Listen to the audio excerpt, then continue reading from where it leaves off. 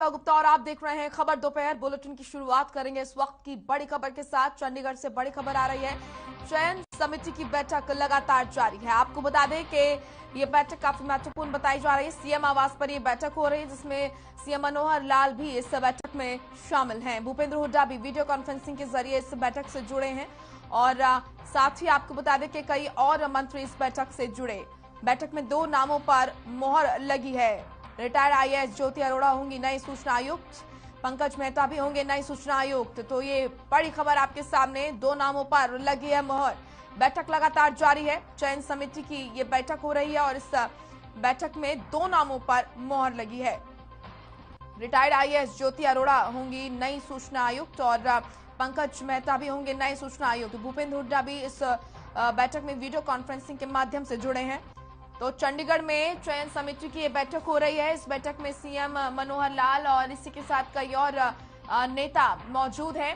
वहीं आपको बता दें कि इस बैठक में 2 नामों पर सहमति बनी है।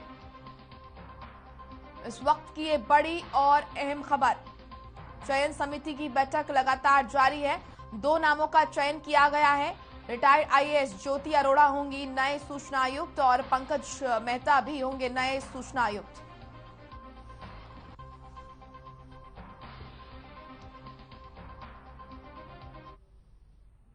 वहीं शिक्षा विभाग का नया फैसला और बड़ा फैसला सामने आया है। इस वक्त की बड़ी खबर चंडीगढ़ से आप तक पहुंचा देते हैं। आपको बता दें कि शिक्षा विभाग का ये बड़ा फैसला सामने आया है जिसमें शिक्षा विभाग ने बड़ा फैसला लेते हुए प्रदेश में 1 फरवरी से स्कूल खोलने का फैसला लिया है।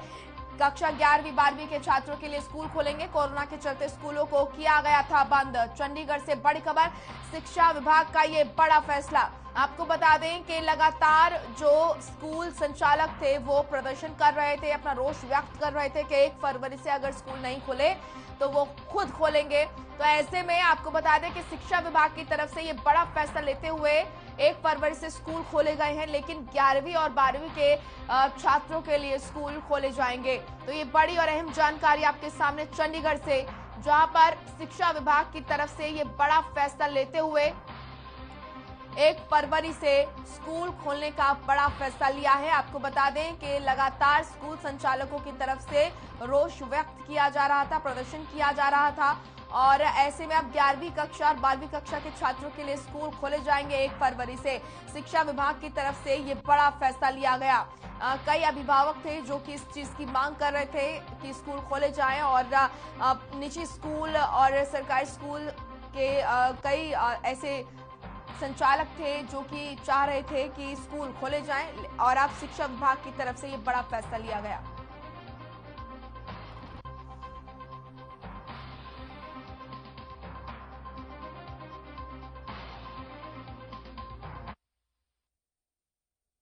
तो वहीं मुख्यमंत्री मनोहर लाल ने देशवासियों को ट्वीट कर राष्ट्रीय मतदाता दिवस की बधाई दी है। साथ ही लोगों से अपील करते हुए कहा कि मतदान लोकतंत्र की सबसे बड़ी ताकत है, इसलिए सभी नागरिक को सजग और जागरूक होकर राष्ट्रीय हित में अपने मत का उपयोग करना चाहिए। साथ ही कहा कि मतदान करना हम सबका अधिकार और कर्तव्य भी है। तो मतदाता दिवस की बधाई सीएम मनोहर लाल ने ट्वीट करके देशवासियों और प्रदेशवासियों को दी। ये ट्वीट आप देख रहे हैं जिसमें उन्होंने लोगों को जागरूक किया है कि किस तरह अपने मत का प्रयोग करें और अपने मत का प्रयोग करना कितना ज्यादा जरूरी है।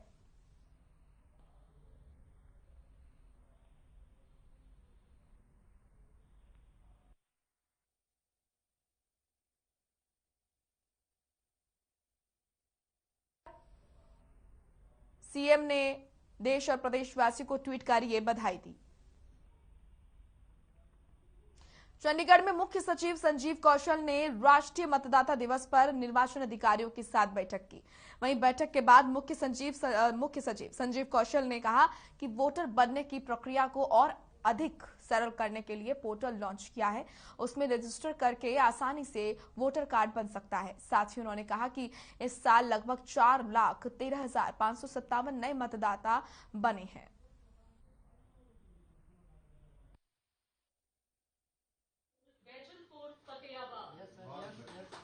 और एक बहुत महत्वपूर्ण दिन होता है जिसमें हम सभी वोटर्स को जागरूक करते हैं कि वो इस सारी प्रक्रिया में अच्छी तरह से जुड़ें, वोटर वोट दे, उनका जो फोटो आइडेंटिटी कार्ड है समय समय पर, आपको पता है कि हम अपडेशन इलेक्टोरल रोल्स की करते रहते हैं, तो वो लगातार की प्रक्रिया है। तो उसी के बारे में वोटर्स को जागरूक करने के लिए ये खास तौर पर नेशनल वोटर्स डे को हर साल मनाया जाता है। आज भी उसी प्रक्रिया में ये मनाया गया है। सभी अधिकारी जो इस इलेक्शन मशीनरी में होते हैं वो भी जुड़े थे हमारे साथ, डीसीज, इलेक्शन तहसीलदार, जो भी मशीनरी है सारे के सारे जुड़े थे। और एक तरह से वो हमारी तरफ से इस इलेक्शन कमीशन, इस इलेक्शन की प्रक्रिया में निष्ठा को दिखाने के लिए भी एक बैठक होती है, तो वही आज हमने की है। 5,000 वहीं उप मुख्यमंत्री दुष्यंत चौटाला ने अधिकारियों के साथ समीक्षा बैठक की। इस दौरान उन्होंने अधिकारियों को निर्देश दिए कि वो युवाओं को Haryana state employment of local candidates act 2020 के तहत रोजगार पाने के लिए जल्द से जल्द रजिस्ट्रेशन करवाएं और हर साल युवाओं को रोजगार दिलाने के लिए लक्ष्य निर्धारित करें, ताकि उसको हासिल करने के लिए तेजी से काम किया जा सके। राष्ट्रीय आपको बता दें कि यहाँ पर डिप्टी सीएम दुष्यंत चौटाला ने बताया कि फरवरी में कई जिलों में सेमिनार आयोजित करके उद्यमियों को Haryana state employment of local candidate act 2020 के बारे में समझाया जाएगा, ताकि उनकी आशंका दूर हो सके।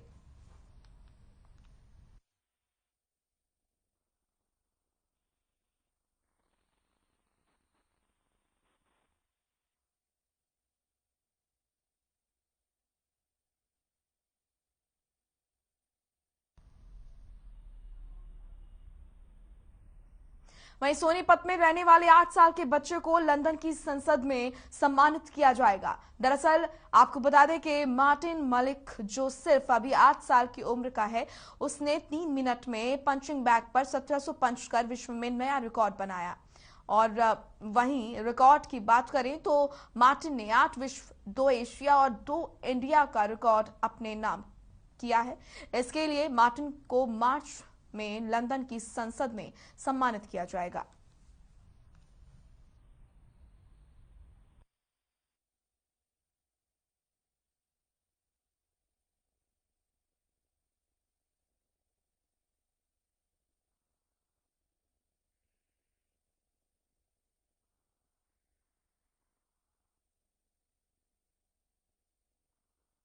तस्वीरें आप देख रहे हैं, इस छोटे बच्चे ने कमाल कर दिखाया। और आपको बता दें कि 8 साल की छोटी सी उम्र में लंदन में इस बच्चे को सम्मानित किया जाएगा। इससे पहले भी कई पुरस्कार इसने अपने नाम किया है।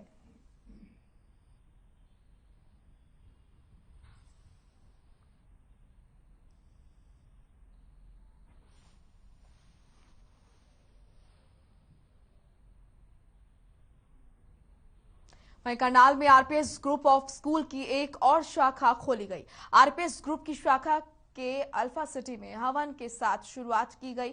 वहीं स्कूल के चेयरमैन ओपी यादव ने कहा कि शिक्षा का गिरते स्तर को सुधारने के लिए बच्चों को अच्छी शिक्षा देना हमारा लक्ष्य रहेगा। प्रिंसिपल रूपा गोसाई ने बताया कि हम शिक्षा को बेहतर बनाने और बच्चों को अच्छी शिक्षा देने के लिए प्रयासरत हैं।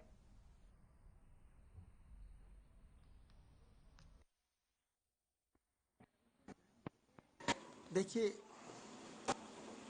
हमने हमारे 12 स्कूल्स हैं। हरियाणा के हिसार में है, हाँसी में है, गुड़गांव में 2 स्कूल हैं, रेवाड़ी में 2 स्कूल हैं, धारूहेड़ा में एक स्कूल है, नारनौल में है, महेंद्रगढ़ में है, और राजस्थान में हम बहरोड में भी चला रहे हैं।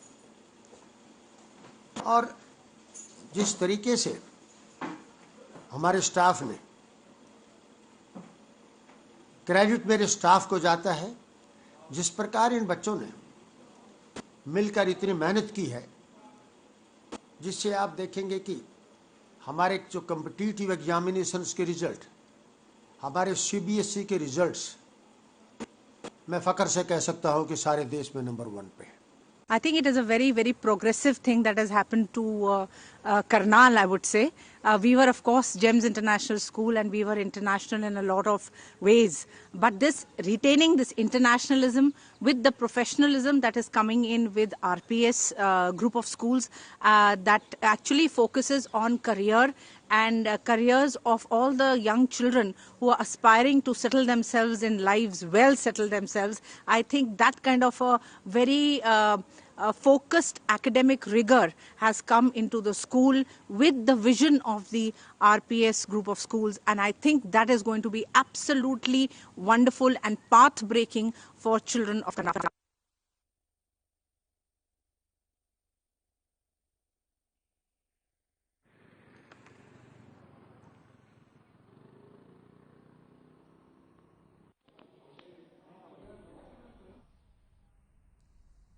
चलिए अब खबर नू से है, जहां राष्ट्रीय मतदाता दिवस के अवसर पर writing quiz competition, poster making प्रतियोगिताओं में बेहतर करने वाले कॉलेज स्कूल के छात्र छात्राओं को नगद पुरस्कार देकर सम्मानित किया गया। साथ ही बीएलओ के बेहतर काम करने पर प्रशंसा पत्र दिए गए। वहीं दर्जनों युवाओं को वोट कार्ड वितरित किए गए। साथ ही जिला निर्वाचन अधिकारी और उपायुक्त कैप्टन शक्ति सिंह ने कहा कि देश की प्रगति के लिए प्रत्येक मतदाता को अपने मत का निष्पक्ष और स्वतंत्र रूप से प्रयोग करना चाहिए। प्रत्येक मतदाता को अपने जहन में इस बात का भी ध्यान रखना चाहिए कि उसका नाम मतदाता सूची में शामिल है या नहीं। चुनाव आयोग के नियमों के अनुसार मतदाता सूची में शामिल नाम वाला व्यक्ति ही अपने मत का प्रयोग करने का अधिकार रखता है। तकरीबन 35 बच्चों को विभिन्न विधाओं में जो कंपटीशन हुए थे उसमें प्रथम, द्वितीय और तृतीय स्थान प्राप्त करने वाले बच्चों को आज यहाँ सम्मानित किया गया है। आज राष्ट्रीय मतदाता दिवस के अवसर पर यह आयोजन किया गया। स्टेट लेवल पर यह आयोजन जो है थ्रू वीसी माननीय मुख्य सचिव हरियाणा की अध्यक्षता में हुआ और जिला स्तर पर यह आयोजन हमारे यहाँ किया गया है। तो मैं इन सभी टीचर्स जो स्टूडेंट हैं, अवार्ड विनिंग स्टूडेंट, उन सबको बधाई देता हूँ। उनके जो टीचर इंचार्जेस हैं उनको बधाई देता हूँ कि उनके बच्चों ने इतनी अच्छी उपलब्धि की है।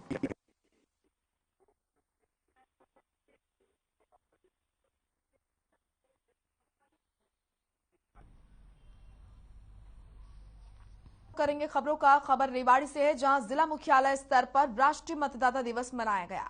वहीं एडीसी जयदीप कुमार ने कहा कि प्रजातंत्र में वोट सबसे बड़ी शक्ति है। सभी को निर्धारित आयु में अपना वोट बनवाकर अपनी समझदारी और विवेक से अपनी इस शक्ति का प्रयोग करना चाहिए, जिससे न केवल भारत निर्वाचन आयोग की 100% मतदान का लक्ष्य पूरा होगा, बल्कि लोकतंत्र भी और अधिक मजबूत होगा। साथ ही इस अवसर पर उन्होंने विद्यार्थियों और उपस्थित अन्य लोगों को राष्ट्रीय मतदाता दिवस की शपथ दिलाई। साथ ही भाग लेने वाली प्रतियोगिता के विजेताओं को पुरस्कार से सम्मानित भी किया।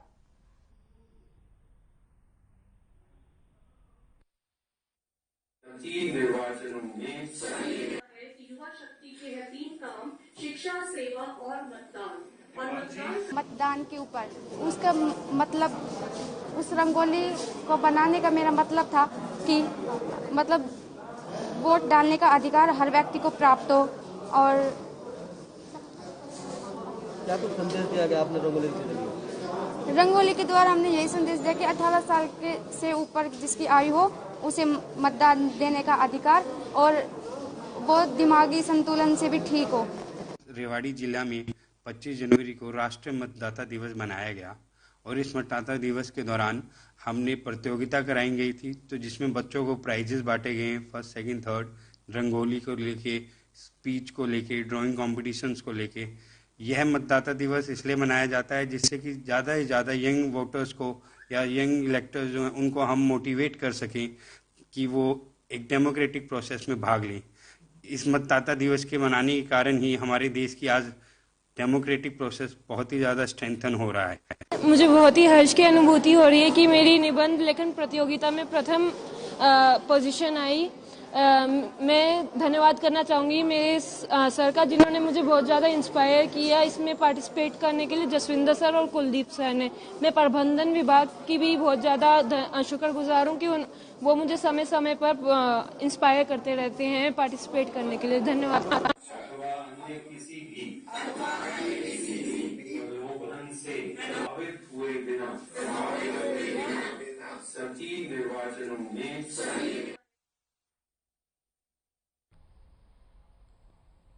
वहीं हिसार के उकलाना में कच्चा आड़ती एसोसिएशन, सर्व व्यापार मंडल और सभी दुकानदारों ने नायब तहसीलदार को ज्ञापन सौंपा और दुकानें खोलने का समय शाम 6 बजे से बढ़ाकर 8 बजे तक किए जाने की मांग की।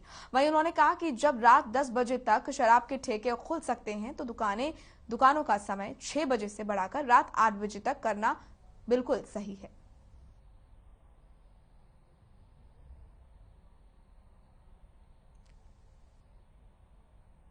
तो सर्व व्यापार मंडल दुकानदार 8 बजे का समय तो हो, क्योंकि उनकी दुकानदारी बहुत से जो रेडी वाले हैं, छोटे दुकानदार हैं, खोखे वाले हैं, फड़ी वाले हैं, उन बेचारों की दुकानदारी 6 बजे शुरू होती है।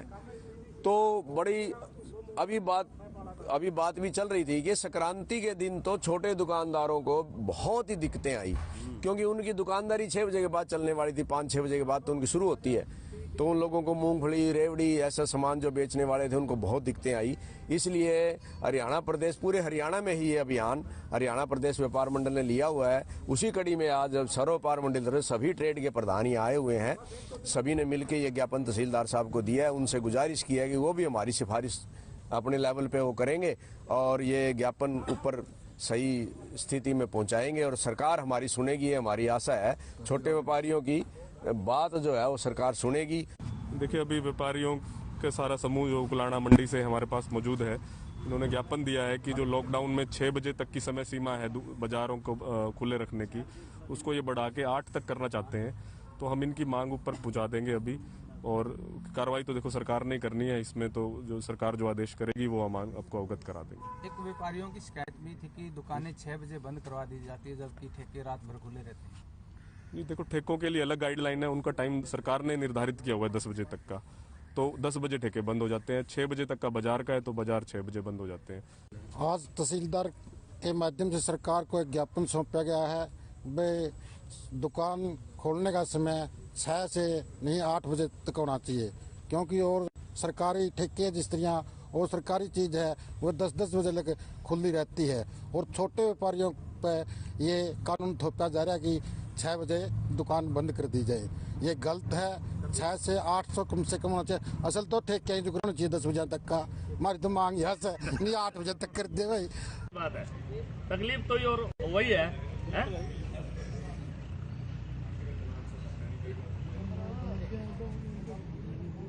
करने श्रीमान जी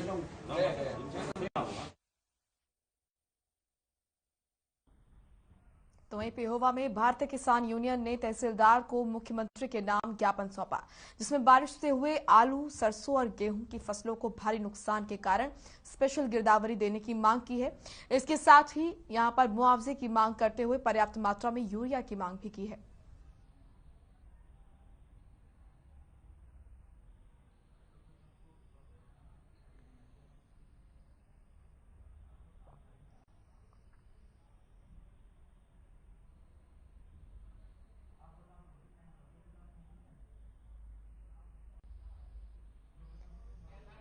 तो खराब फसलों के मुआवजे की मांग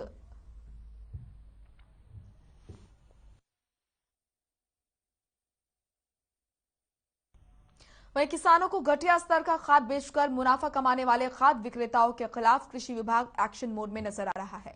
आपको बता दें कि सोमवार को कृषि उप निदेशक अनिल सहरावत के नेतृत्व में कृषि विभाग की अलग अलग टीमों ने खाद विक्रेताओं की दुकानों पर चेकिंग अभियान चलाया।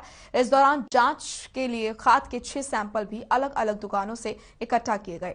फिलहाल सैंपल को जांच के लिए लैब में भेजा जाएगा। जांच रिपोर्ट में अगर कोई सैंपल फेल पाया गया तो उसके खिलाफ विभाग कार्रवाई करेगा।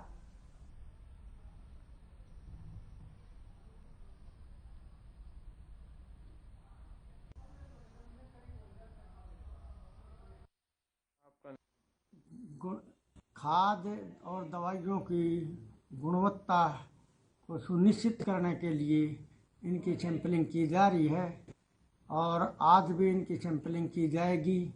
उसके बाद ये लैब में भेज दिए जाएंगे। अगर कोई सैंपल फेल आता है तो FCO एक्ट के तहत इनके खिलाफ कार्रवाई की जाएगी। हाँ आपका नहीं था। चलिए फिलहाल इस बुलेटिन में इतना ही। आप देखते रहिए हर खबर। नमस्कार।